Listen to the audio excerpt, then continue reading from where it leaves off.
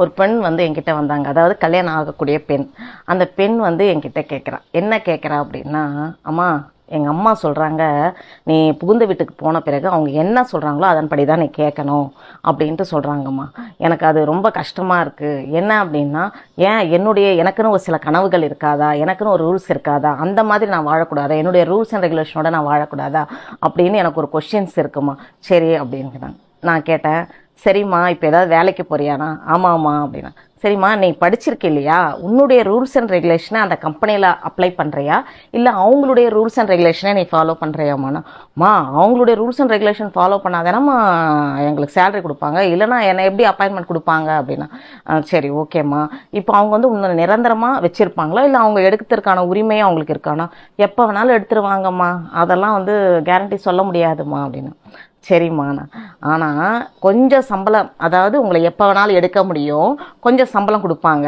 இதுக்கே அவங்களுடைய rules and regulation நீங்கள் கடைப்பிடிக்கணும்னு நினைக்கும்போது, இப்போ ஒரு வீடுன்றது ஒரு கம்பெனி மாதிரி தான், ஒரு நிறுவனம். அதாவது உங்களுக்காகவே எல்லாம் செய்யக்கூடிய, நீங்கள் எதுவும் செய்யலைனாலும் உங்களுக்காக எல்லாம் செய்வாங்க. அப்படிப்பட்ட ஒரு நிறுவனம், அதாவது குடும்பம் என்றது. அந்த குடும்பத்துக்குள்ளே நீங்கள் போகும்பொழுது அவங்களுடைய ரூல்ஸ் அண்ட் ரெகுலேஷன் என்ன இருக்கோ அதன்படி நீங்கள் போங்கன்னு. என்னம்மா நீங்கள் சொல்கிறீங்க, அப்போ நாங்கள் எங்களுக்காக நீங்கள் எப்போ வாழறது?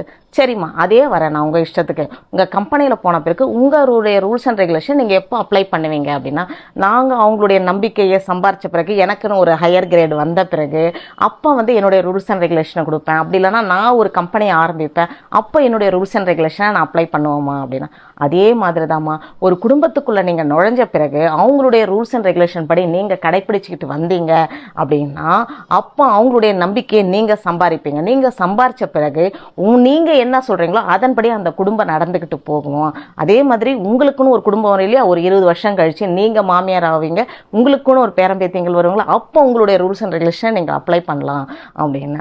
என்னம்மா இது அநியாயமா இருக்கு. என்ன அப்படின்னா, ஒரு கம்பெனினா கூட உங்களால எடுத்துருவாங்க. இவங்க வந்து இந்த அப்பாயின்மெண்ட்ல இருக்கணுன்ற அவசியம் கிடையாது, இவங்களை வந்து ரிசைன் பண்ண வச்சிடலாம், இல்லை உங்களை ஜாபை விட்டு வெளியே அனுப்பலாம், எல்லா உரிமையும் இருக்கு.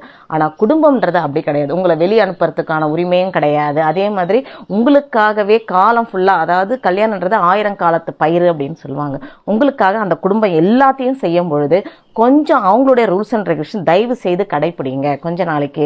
ஏன்னா நிலை உயரும் போது பணிவு கொண்டால் உலகம் உன்னிடம் மயங்கும் அப்படின்ற ஒரு பாடல் இருக்கு. அப்படி இருக்கும்போது உங்களுக்காக செய்யக்கூடிய அந்த குடும்பத்துல அவங்களுடைய ரூல்ஸ் அண்ட் ரெகுலேஷனோட நீ நடந்துக்கிட்டு போனீங்கன்னா இதை விட பெரிய அன்பு வேற எந்த இடத்துலையும் சம்பாதிக்க முடியாது.